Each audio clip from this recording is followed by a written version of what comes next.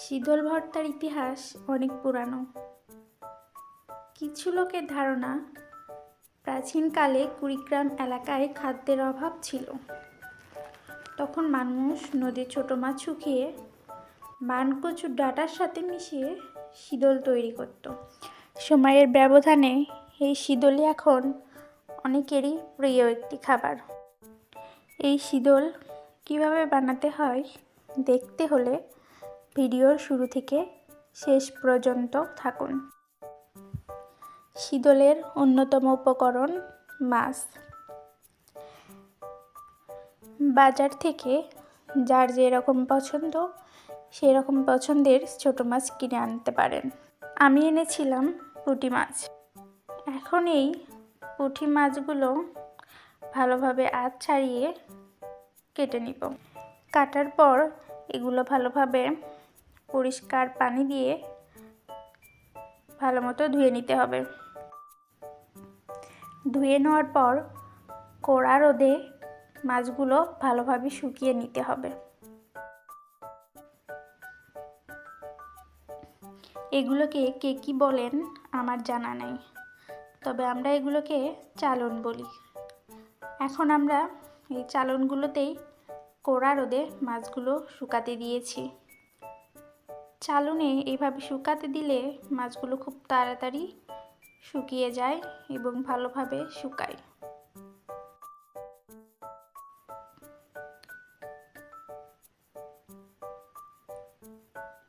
আমাদের শুটকিগুলো শুকিয়ে গিয়েছে। আমরা এগুলো হালকা করে ভেজে নিয়েছিলাম। অনেকে আবার না ভেজেও শীতল করতে পারে।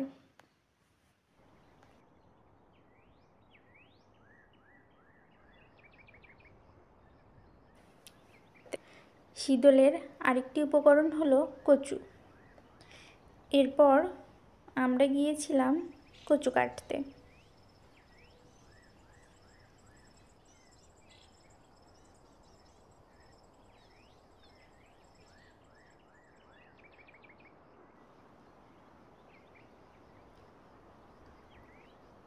কচুগুলো কাটার পর ভালো মতো ধুয়ে পুরো একদিনের কড়া রোদে এগুলোকেও শুকিয়ে নিতে হবে।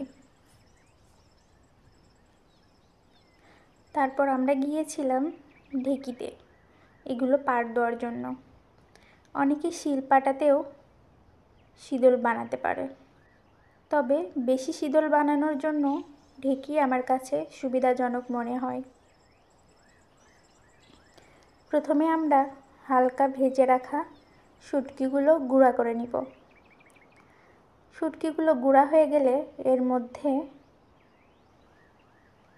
আদা, রসুন, একটু ধনিয়া, একটু জিরা দিয়ে নিতে হবে। রসুনের পরিমাণ বেশি দিলে ভালো হয়। তারপর এর মধ্যে হলুদ দিয়ে ভালো মতো মিশিয়ে নিব।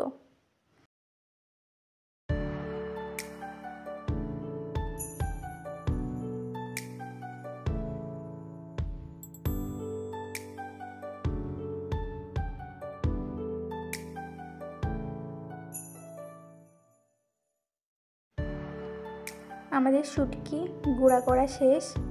এখন এগুলা তুলে রাখবো একটা বাটিতে করে।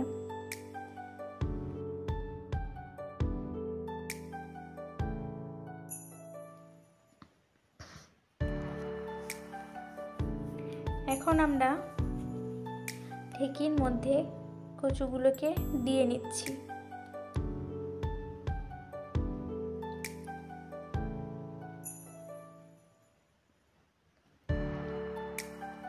কচুগুলোকে ভালোভাবে ভর্তা করে নিতে হবে।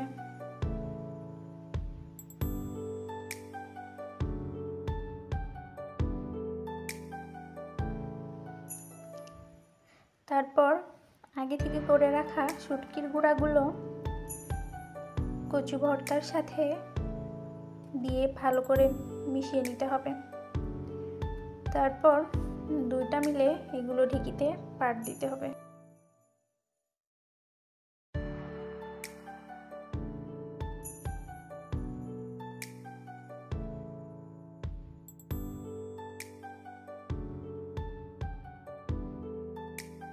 আমাদের ঢেঁকিতে পাট দিয়ে এগুলো ভর্তা করা শেষ।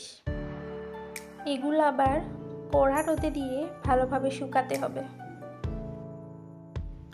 কাঁচা শীতল ভর্তা কেউ পছন্দ করেন কি না জানি না, তবে আমার খুব ভালো লাগে। তাই তো আমি কিছুটা কাঁচা শীতল নিয়েছি ভর্তা করব বলে।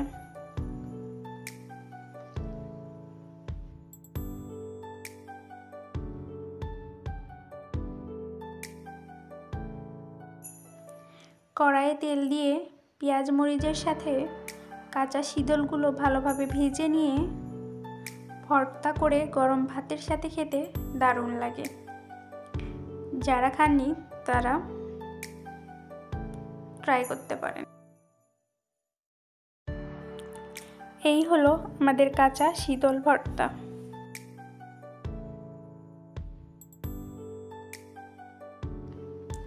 এবার আমরা আগের শীতলগুলো রোদে শুকাতে দিব।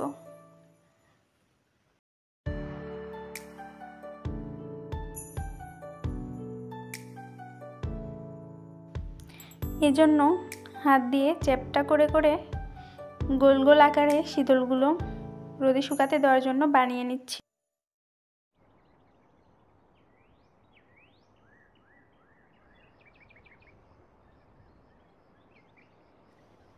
এরপর এগুলো রোদে শুকাতে দিয়েছি। আমাদের শীতল বানানোর ভিডিওটি কেমন লাগলো অবশ্যই কমেন্টে জানাবেন, আর অবশ্যই চ্যানেলটি সাবস্ক্রাইব করে দিবেন। ধন্যবাদ।